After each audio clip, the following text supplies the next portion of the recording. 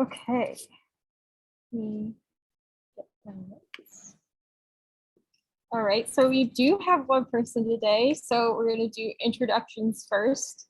We're going to do name, pronouns if you're comfortable, your year, your major, and then what are 3 things that bring you joy right now? So my name is Dale Held. My pronouns are she, her. My major is psychology and pre-medicine, and this is my 4th year. 3 things that are bringing me joy right now are my favorite video game that came out 20 years ago, just got remastered, so I've been playing that a lot. Also, I've been volunteering with Crisis Text Line, so that's been really fun in a weird way. And then also, I always go back to cross-stitching as my hobby when I'm feeling down or when I have time and want to be creative. That sounds great. Okay, can go next. So my name is Maria. My pronouns are she, her, and I'm majoring in psychology, and my minor is applied art. 3 things that bring me joy right now are coffee, I don't know, my cat, and well, doing this presentation right now because I think it's really important topic to discuss. All right, and then if our guest, if you want, you can type in the chat. Yeah, it's fine. Okay. Hi, my name is Aaliyah. My pronouns are she, her. My major is biochemistry. Well, for now, at least. So I'm a junior, and 3 things that I enjoy right now. So I love K-dramas. My favorite one right now is Lovers of the Red Sky. And I also watch a lot of TV shows. When I'm stressed, I'm like taking a break from assignments, I watch Hannibal. That's my favorite one. And another thing, I also like driving, night drives. So that's what I do now. That's cool. Also, as a pre-med, I feel you're playing with biochemistry and I wish you the best. Thank you. I have an exam Thursday and I'm so anxious about it. Okay, hopefully this presentation helps you then. So Maria is going to do our first talk. So go ahead, Maria. Yes. Okay, so let's first talk about what is self-care. So self-care is by definition is simply taking care of yourself.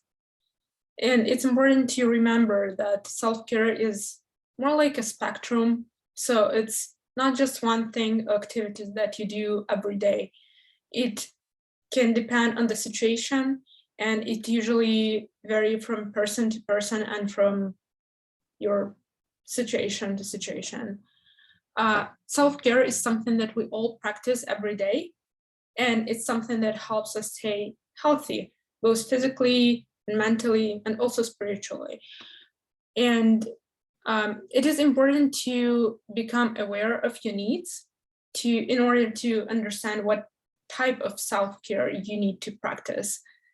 It is also important to find what works for you, because as I said before, self-care strategies there's so many of them, and you really need to decide what works for you the best and what you can use in different situations. And self-care doesn't have to be this big thing that you do. It shouldn't be consuming. It should not be expensive or something. It can be really small things that we add in our daily lives to just add more self-care. Okay. And so it is important to understand our needs, and since there are so many different types of self-care, so there is emotional, physical, social, spiritual, financial, intellectual, nutritional, and occupational types of self-care. So we can discuss a few of them. For example, if we talk about emotional self-care, it's doing something that will help us process our emotions and feelings. It can be something like setting boundaries, learning new strategies for stress management, or learning new coping skills. It can be going into therapy or journaling. If we talk about physical self-care, it can be something that we do to maintain good physical health and good physical well-being. It can be eating healthier, drinking water, exercising, moving your body. When we talk about social self-care, it can also be different things. So we would usually think that, oh, social self-care is just meeting with your friends, talking to someone, but it really depends on what you need at the moment. Sometimes you need to talk to a friend, and sometimes you need to just stay at home and spend some time alone. And I think since we all students here, it's important to mention occupational and intellectual self-care, because it's so relevant to us as college students. And this types of self-care would involve spending enough time on your assignments, trying not to procrastinate on your assignments, trying to start them on time so you don't have to stress, anxious, or nervous later. For occupational self-care, it can be something as simple as like working on your resume. You don't need to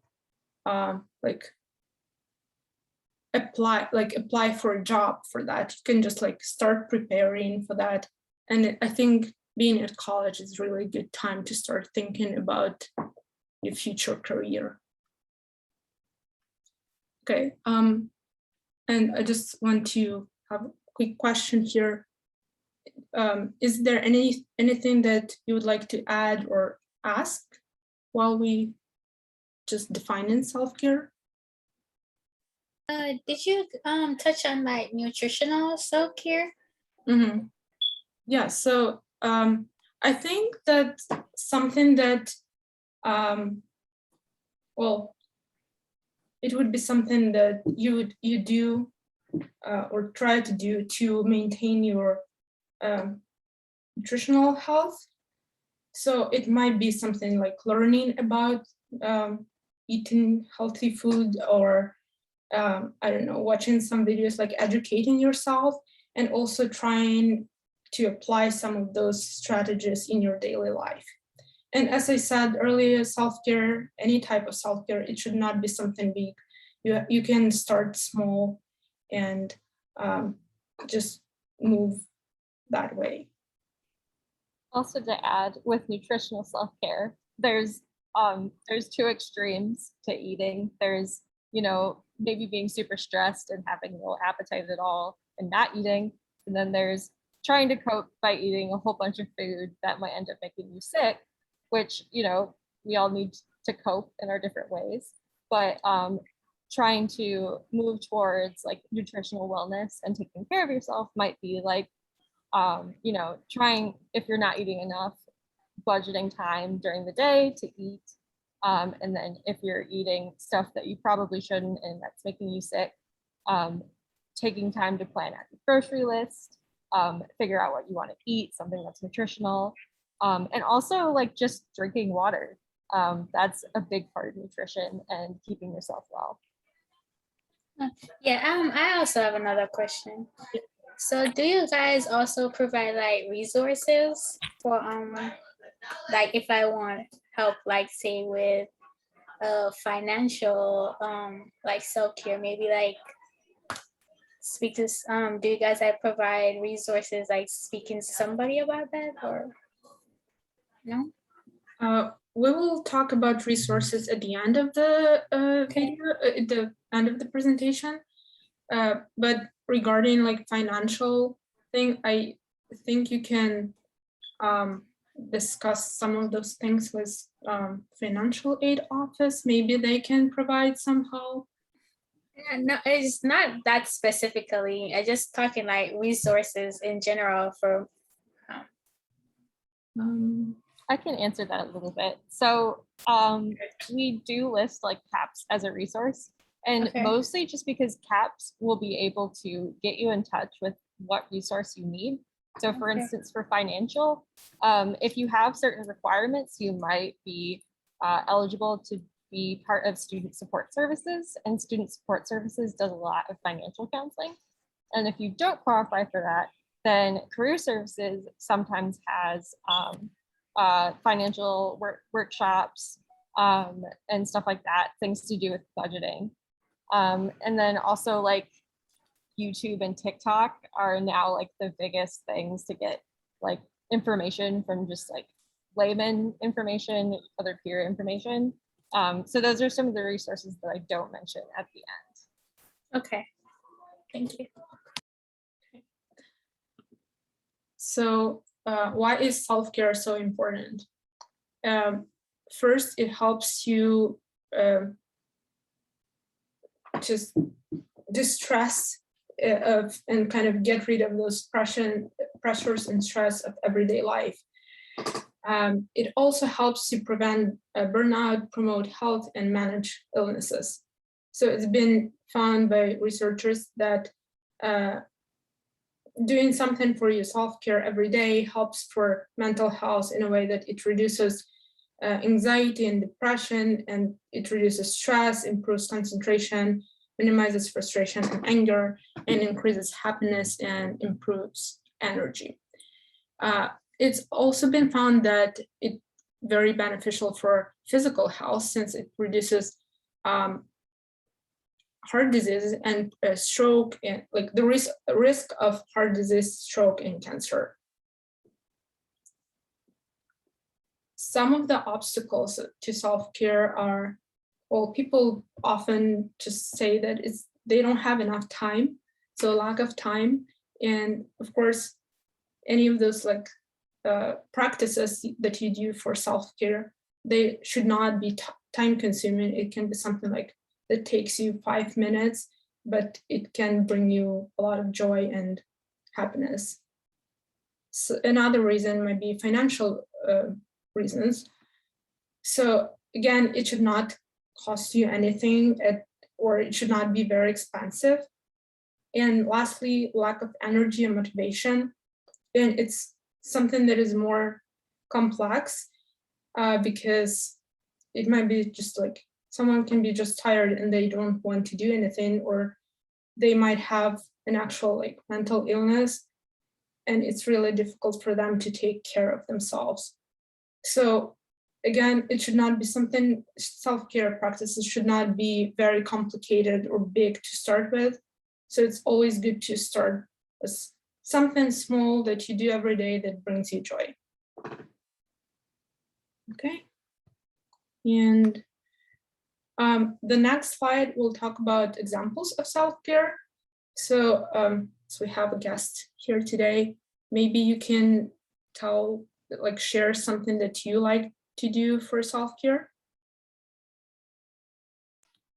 You mean like on a daily basis? Yes. Okay, well, since I spend most of my time at school on campus, when I come home and get free time, I guess eating like a proper meal. Mm-hmm. Yeah, maybe taking a nap. Yeah, that's great. Yeah, that's all I get to do, and then that's do schoolwork all over again. Yeah. Okay, and here are some of the examples of self-care practices. This can be taking care of basic needs, daily hygiene, making your bed, resting when you need, napping, planning your day, talking to a friend, or maybe spending some time alone if you need it, exercising and moving your body, asking for help when you need, when you feel like you need help, listening to good music, or watching a TV show, or making art. And Another one that is big for college students is starting your assignments as soon as possible because it will help you to feel less stress later. Taking a short walk, wearing a favorite outfit. So as you see, it should not be something big or time consuming or expensive. It can be it's usually something that we do every day anyway. It's just good to be intentional with your self-care, just realizing that, okay, I need to start my assignment because I don't want to stress later. Okay, I want to go for a short walk because I know that it will help me with my physical self-care or emotional self-care. Okay, so that is the end of my part of the presentation. And Dale, do you want to continue or add something? Yep. Okay, so this is my part of the presentation. So Maria touched on some like obstacles when trying to do self-care. Most notably, like, what do you do if you don't have the motivation to do self-care, or you can't, you don't have time to do self-care? And I want to touch on that because right now we're about to go through midterms, and very soon we're about to do finals. And so that comes with a lot of stress and anxiety and potentially even depression. So I'm going to touch on what is executive dysfunction. So executive dysfunction, the official definition is a dysfunction of the processes that are responsible for self-regulation so that we can effectively plan, prioritize, and sustain effort towards a goal. So it is a function that includes your working memory, your organization, your task initiation, planning and prioritizing, self-monitoring. I put working memory on twice. That's a great example of working memory. Emotional control and impulse control. But I'm going to touch on mostly the ones that are in bold with self-care. So executive function is mostly carried out in the prefrontal lobe of your brain, which, if you've heard before of like the part of your brain that doesn't finish developing until you're 25, it's that part. And since we're college students, most college students are under 25. So the front part of our brain probably isn't functioning correctly.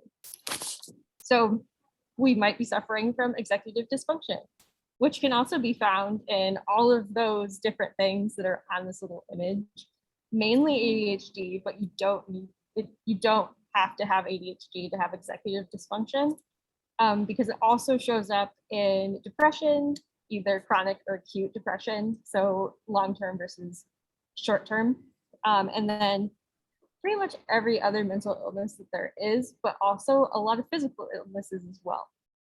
And it's important to note that executive dysfunction is not laziness. It's really just your brain not being able to switch tasks and stuff like that. So what does it look like is that, so not being able to switch tasks, procrastination, but when you want to do work.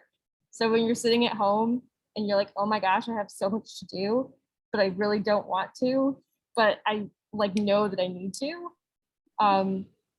stuff like that. Not being able to decide on a task and then feeling overwhelmed, starting a task and then losing interest really quickly, and then finding it difficult to do tasks that aren't particularly interesting or stimulating. So again, that doesn't mean that you have ADHD or mental illness. It could be stress from midterms, just anxiety from midterms, a lack of sleep, or just because our brains aren't fully developed yet. Okay, Can you go to the next one? Yeah, you can go to the next one. Okay, so things to try to combat executive dysfunction, because we lost our guest, but that's okay. Oh. So with executive dysfunction, it's kind of like the stereotype of a depressed person who, doesn't brush their teeth or is having trouble with their hygiene. And a lot of people say, that depression is supported up until, you know, you stop doing basic hygiene needs and your room is a mess and everyone judges you for it. So the things like brushing your teeth, taking a shower, cleaning your room, those are all actually self-care. And if you're in the mindset to do those things, you are actually completing self-care. So some other things that are examples. So I had brushing your teeth and taking a shower or bath, changing your bed sheets, taking out the trash, doing the dishes, cleaning your room, and then like lifestyle changes. So like if you're suffering from insomnia or you're sleeping too much, changing your sleep schedule to be what you want it to be, buying pre-prepared fruits and vegetables just so that you're eating something that's healthy, that you don't have to prepare at home. And then like fixing your studying schedule. Maybe start taking breaks from studying when you're in the middle of finals and you're studying way too much. Some other things that are like hacks for when executive dysfunction is very bad. So for changing your bed sheets, if you can't change your bed sheets or you can't make your bed, just throw a comforter over your bed, and that's better than just laying in bed all day. And then you feel productive. If you can't rinse your dishes before you load them into a dishwasher, just run the dishwasher twice or buy paper plates. If you can't clean your whole room or you're feeling overwhelmed, then just set a timer for 5 to 15 minutes and only clean as much as you can in that time. Or just pick an item in your room like dirty laundry or trash and just clean up that one item. If you can't put clothes that you want to rewear back in their drawer, I have a lot of issues with this. You start having a drop chair is what people call it. You just throw your clothes on one chair. Embrace it. It's better on the chair than on the floor, and you have a lot of priorities right now. So it's okay to have to do that. Okay, we can do the next slide. Okay, so I'm also going to talk about a technique called body doubling. So body doubling is a technique that's used to alleviate executive dysfunction, especially with people with ADHD, but it also works for people without, because it is a concept that is similar to the reason why studying in a group or studying in a library is a lot more effective than studying at home. It's also the same thing as when like your friend or your significant other is in the same room with you and you're spending time together, but you're not necessarily interacting. You might be like, one person might be reading and one person might be on their phone, but you're still having time together and you're still like, I guess, vibing. Or it's also the same reason why you don't pull your phone out in the middle of an in-person lecture, because everyone would judge you. So body doubling, it's all the same thing. It makes it so that you are encouraged to do the action that you want to do, whether that be cleaning or studying or whatever it is. So these two videos here are from How Do ADHD, again, not ADHD specific, but it explains body doubling and executive dysfunction and executive function, but we don't have to play them right now. But that's a really good resource for more information on the two topics that I've covered. So some ways that you can take advantage of this, there are Clean With Me's and Study With Me YouTube videos. There are TikToks about it, apparently. You can go to the library and sit where other people are visible, or go to the UC. I go to the UC to study all the time because there's a lot of people there who are also doing things. And so I'm like, oh, I best study right now. Then you can also find a friend or like a significant other who may not even be in the same class as you, but is willing to study together, in quotes, just do work or study for a different class in the same room as you. Hello, brains. Welcome to the So house. we don't have to play the videos. Okay. We can do that at our own time. Okay, cool. Hello, brains. Okay. I was going to start. It starts automatically. Okay. Oh, cool. All right. Anyway, so also executive dysfunction can be a symptom of mental illnesses. And so if you're doing all the things that I mentioned and it's still not getting any better and you want it to get better, then you might want to check out some resources on campus, including like talking to a peer educator, being like, hey, I don't know, is this a problem? Should I get help with it? Or talking to people in a support group. And then obviously talking to a therapist at CAPS, trying to get to the root of the issue that your executive dysfunction is from.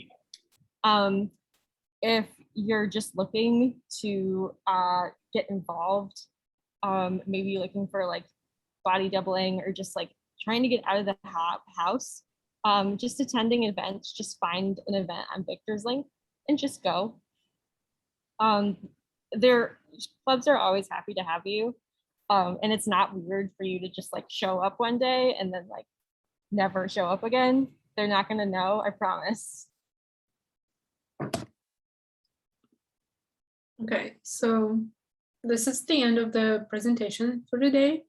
But do you have any questions or you like to discuss something more? I think that our guest, Aaliyah, just, I think she like cut out for some of it. So if you want, I can go over that part. Yeah, my internet went out. Oh no. Okay, so No questions? yeah. Well, I'm not really sure what I missed. I just came back in the last part. Okay, that's okay. So let's end this presentation for today just by asking, what can you do for yourself today that is self-care? What is the thing that you can do for yourself today? So I need to take a shower. So I'm gonna take a shower today. Is that self-care? Yeah, definitely. I will probably start my assignment right now after this presentation because I have so many things to do and I just like, I don't want to stress about those things later. Yeah, so I also am gonna start on some assignments. I got a couple papers to write and probably grab a snack. Yeah, so that's all.